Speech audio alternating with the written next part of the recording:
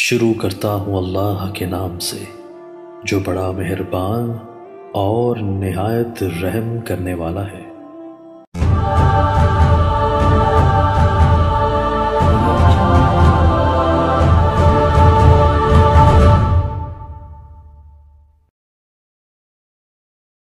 حضرت مولانا زکریا رحمۃ اللہ علیہ ان کے لیے دعا کریں، اللہ مغفرت فرمائے۔ ان کی باتیں کوئی کتاب پڑھ لو، ان کی آپ بیتی اس میں ان کی باتیں ہی ہیں۔ گردے میں پتھری ہے، اللہ شفا عطا فرمائے۔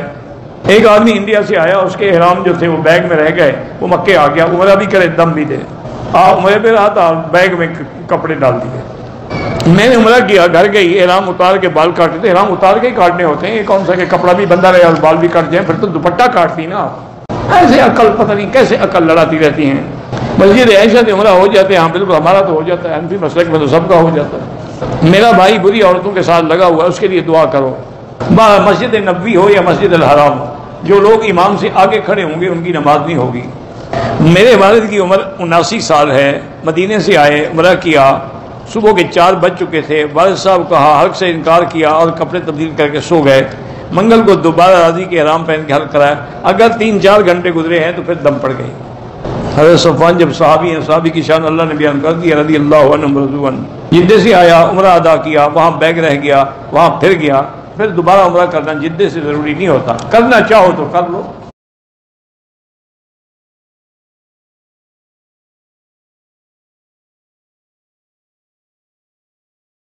بھائی گزارش یہ ہے کہ مرنے والے کا 3 دن جو ہے سوگ منانا، یہ شریعت میں ہے کہ 3 دن اس کا سوگ منائیں، اور میت والے گھر سے کچھ نہ کھائیں، بلکہ ہمسائے اور دوست احباب جو ہیں وہ 3 دن تک کھانا پکا کے ان کو بھیجا کریں، اور لوگ جو آئیں وہ ان کے لیے دعا کریں کہ اللہ ان کو صبر جمیل عطا فرمائے اور اللہ تعالیٰ ان کے درجات بلند کرے۔ اور ہمارے یہاں یہ 3 دن کے بعد جو کلخانیاں وغیرہ کرتے یہ بدعت ہے، اس سے ہمیشہ بچیں۔ جو نماز نہیں پڑھتی عورت، ساری زندگی نہیں پڑھی، تو امام احمد بن حنبل رحمۃ اللہ علیہ کے نزدیک تو کافر ہے، جنت کا کیا معنی؟ امام احمد بن حنبل رحمۃ اللہ علیہ اور شیخ الاسلام ابن تیمیہ رحمہ اللہ اور شیخ الاسلام ابن القیم رحمہ اللہ اور امام محمد بن رجب الحنبلی رحمہ اللہ وہ فتویٰ دیتے ہیں کہ جو بندہ مرد یا عورت بالغ ہو کے بغیر عذر کے ایک نماز بھی چھوڑ دے وہ کافر ہو جاتا ہے، اور اسی بے نمازی کی حالت میں اگر وہ مر جائے تو امام صاحب نے لکھا ہے کہ لا یصلی علیہ، اس پہ جنازہ نہ پڑھو، وہ کافر ہے، ولا یدفن فی مقابر المسلمین، نہ اس کو مسلمانوں کے قبرستان میں دفن کرو۔ تم نے تو ساری زندگی نہیں پڑھی، اس کا کوئی علاج ہے؟ لیکن ابھی بھی موقع ہے، زندہ ہو توبہ کر لو، اللہ معاف کر دیں گے، آئندہ کے لیے پابندی کر لو۔ تو اللہ تبارک و تعالیٰ کی توبہ کے دروازے ابھی بند نہیں ہوئے۔ امام ابو حنیفہ رحمۃ اللہ علیہ فرماتے ہیں کہ تارک نماز جو ہے وہ کافر تو نہیں ہے، لیکن اس نے کام ایسا کیا ہے جو اس کو کبھی کفر تک لے جائے گا، لہذا کیا کرو، یعذر ویحبس، اس کو قید خانے میں بند کر دو جب تک توبہ نہ کرے، اور اس کو تعزیر سزا بھی دو۔ لیکن ایک امام کا تو بالکل کھلا فتویٰ ہے کہ وہ کافر ہے۔ میری سسرال والے گالیاں دیتے ہیں، بہرحال صبر کرو، صبر سے بڑا کوئی علاج نہیں ہوتا ہے۔ ایک آدمی کب تک گالیاں دے گا؟ تم چپ کر کے کھڑے رہو، کتنی گالیاں دے گا؟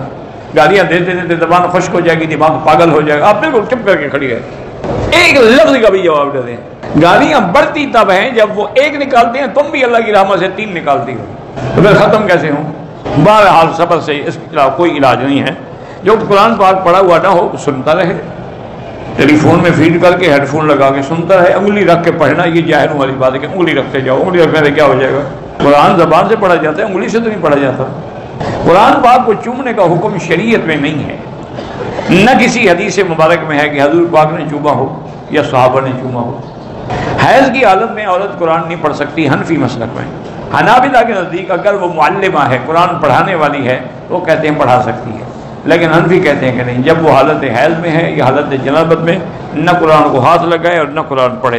باقی وظائف جو ہے نا وہ پڑھ سکتی ہے، سبحان اللہ، الحمدللہ، استغفر اللہ، درود شریف، کلمہ شریف وہ پڑھ سکتی ہے۔ میری شادی کو 7 سال ہو گئے ہیں، ایک ہی بیٹا ہے، ڈاکٹر نے کہا ہے کہ اور اولاد نہیں ہوگی، بہرحال ڈاکٹروں کے ہاتھ میں تو نہیں ہے، وہ بظاہر اسباب کو دیکھ کے کہتے ہیں، لیکن آپ اللہ تعالیٰ سے امید رکھا کریں، اور جو قرآن میں دعائیں ہیں نا اولاد کے لیے، رب لا تذرنی فردا وانت خیر الوارثین، رب هب لي من لدنك ذرية طيبة انك سميع الدعاء، یہ دعائیں ہر نماز کے بعد پڑھا کرو۔ کہتے ہیں کہ ہم اپنے ملک میں مسجدوں میں عود کی لکڑی جیسے یہاں سعودی عرب میں جلاتے ہیں خوشبو کے لیے، وہاں مسجد میں جلائیں کوئی بات نہیں، ٹھیک ہے، مسجد میں تو خوشبو ہونی چاہیے۔ بہرحال گزارش یہ ہے کہ کارپیٹ کے نیچے جو فوم ڈالا جاتا ہے تاکہ نرم ہو جائے، اس پہ نماز پڑھ سکتے ہیں، وہ اتنا نہیں ہوتا کہ آدمی کی پیشانی اس پہ کھب جائے۔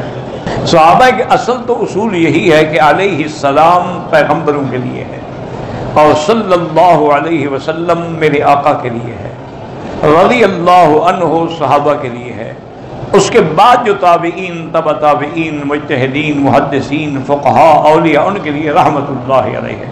لیکن اگر کسی کو رضی اللہ عنہ کہہ دیا جائے تو کوئی بات نہیں، لیکن اصل یہ خاص ان کے لیے ہے کہ اللہ نے قرآن میں ان کو کہا ہے رضی اللہ عنہم ورضوا عنہ۔ میں نے احرام کی حالت میں یہاں کے جو واش روم میں لیکوڈ صابن ہاتھ دھو لیا، کوئی بات نہیں، ویسے 1-2 ریال خیرات کر دو۔ میں نے 4 چکر طواف کے کیے تھے کہ نماز کھڑی ہو گئی، میں نماز میں مل گئی، نماز کے بعد باقی پورے کیے، ٹھیک ہے، اچھا کیا۔ عورتوں کے لیے ایسے برقعے کہ لوگ برقعے کو دیکھتے ہیں وہ ناجائز ہیں، وہ تو فیشن ہے، برقعہ تو نہ ہوا نا، برقعہ تو ہوتا ہے حجاب کے لیے، یہ تو حجاب کے لیے نہیں ہے، یہ تو فیشن کے لیے ہے، یہ تو الٹا آدمی کو یعنی زیادہ خوبصورت بناتے ہیں۔ فجر اور عصر کے بعد اگر عمرہ یا طواف ختم ہو تو 2 رکعت بعد میں پڑھے۔ میں نے فجر کے بعد طواف شروع کیا، 6:30 بجے ختم ہوا۔ اس کے بعد آپ دیکھ لیں کہ یہاں اشراق کب ہوتا ہے، میرے خیال میں اس وقت اشراق نہیں ہوتا، سورج نکل رہا ہوتا ہے، اس کے 15-20 منٹ کے بعد اشراق ہوگا۔ اگر پاکستانی ایجنٹ نے پیکج میں ہم سے پیسے زیادہ لیے لیکن یہاں ہمیں اچھی رہائش نہیں دی، بالکل آپ پکڑیں اس کو، اس کی شکایت کریں تاکہ ایسے لوگوں کے لائسنس کینسل ہوں۔ 1 لاکھ کا ثواب جو ہے وہ پورے مکے کی حدود میں ہے، چونکہ پورا حدود حرم جو ہے وہ مسجد الحرام ہے، رحمتوں کا مہینہ ہے۔ سب سے بہتر ذکر جو ہے افضل الذکر لا الہ الا اللہ محمد الرسول اللہ۔ کہتے ہیں کہ اسلام میں 3 دن، 10 دن یا 40 دن جو تبلیغ میں لگاتے ہیں، ساری زندگی بھی لگاؤ تو کم ہے۔ اس میں دین کے بارے میں تمہیں بڑا فکر ہے، یہ 2 سال جو نوکری کرنے کے لیے آتے ہیں ان کا کوئی فکر نہیں، ان کو تو پہلے مسئلہ سمجھاؤ نا، تم دین میں لگے رہو، 40 دن نہیں 40 سال لگے رہو، جب تک زندگی ہے، من المہد الی اللحد، پیدا ہونے سے لے کر قبر تک تبلیغ کرتے رہو۔ ہم 8 لوگ عمرے پہ آئے ہیں، اللہ قبول کیا میرے بھائی تو گھر آنے دیا نا۔ آپ جس بھائی سے ناراض ہوں اس کو گھر آنے دیتے، تو اللہ بھی راضی ہے تو گھر بلا لیا۔